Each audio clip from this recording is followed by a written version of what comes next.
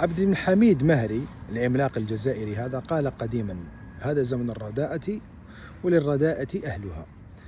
نشوف بعض التعليقات وبعض المراسلات يقولوا لي تكلم على منذر بودن. أنا في الحقيقة لا أريد أن أنزل للقاع.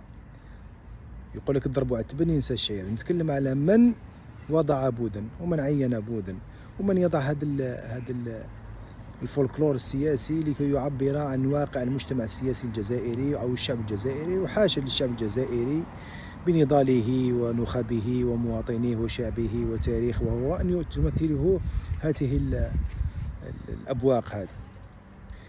فعندما يتكلم منذر بودن ويتكلم عن طارئ على هذه الحياة السياسية وهذه الشعبوية وهذا الكلام، هو في الحقيقة يعبر عن ربما عن حزبه، يعبر عن تاريخه السياسي، أو يعبر عن تاريخ حزب الأراندي، هذا الحزب الذي أوجدته السلطة. يعني ما كان لا في الأدبيات السياسية وفي الواقع السياسي ما كانش هذه الحاجة تجي يشكلوها الإدارة بمعنى الأجهزة الأمنية ووزارة الداخلية وكذا، وعطوا لها مناصب سياسية وعطوا لها أحزاب وعطوا لها كوطة وتوكلوا على الله ويبدأ العمل السياسي. هذا هو في إدارة المجتمعات وفي المجتمع المدني والنقابات والأحزاب السياسية. هذا الفعل وهذا الواقع هو عار على الشعوب، عار على الحكام، على سلطة القرار، على صناع القرار وهكذا. ولكن في الجزائر بعد الانقلاب على الإرادة الشعبية والأزمة السياسية التي نعيشها وكذا، فهذا أمر طبيعي. فمنذر بودن عندما يجي ويبدأ يتكلم على المقارنة بين أوروبا 50 أورو، ويتكلم على 300,000، ويتكلم على تركيا وعلى باب الواد، ويتكلم، فكل هذا لا يخرج من باب التنكيت السياسي.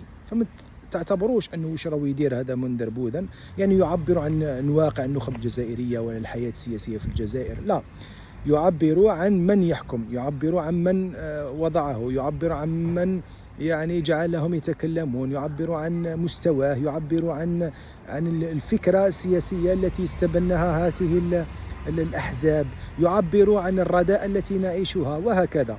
لأنه إذا فتحت الساحة وفتح الإعلام وبرزت يعني العقول والنخب والشعب الجزائري عنده كلام وعنده قول وكذا، حتشوفوا الواقع وتشوفوا الخطاب السياسي وتشوفوا المرونة السياسية وتكلموا الكلام. أما الشعبوية هذه لا يحق، ما كانش واحد يرد عليها، ما كانش واحد يقدر يناقشها، لأنه أي واحد عنده شوية عقل ولا شوية منطق يعرف باللي أنه وش راهم يقولوا هؤلاء يعني غير معقول وغير مقبول ولا يمكن أن يناقش. وإذا ناقشته أنت تولي هذا، إذا سمعنا التصريحات الواحد يديرها من باب التنكيت ومن باب أنه يتمسخر ومن باب أنه يرفه على روحه، أما أنه يرد عليها ويناقشها وكذا، لأنه ما كاش منطق عقلي ولا سياسي ولا منطقي في الرد على هؤلاء. تكلم على 300 في الجزائر و50 أورو في أوروبا، وتكلم على الحجم الساعي في أوروبا والحجم الساعي في الجزائر، تكلم على الخدمات في أوروبا والخدمات في عندنا، تكلم على المستوى الاقتصادي والمستوى السياسي والمستوى المعيشي،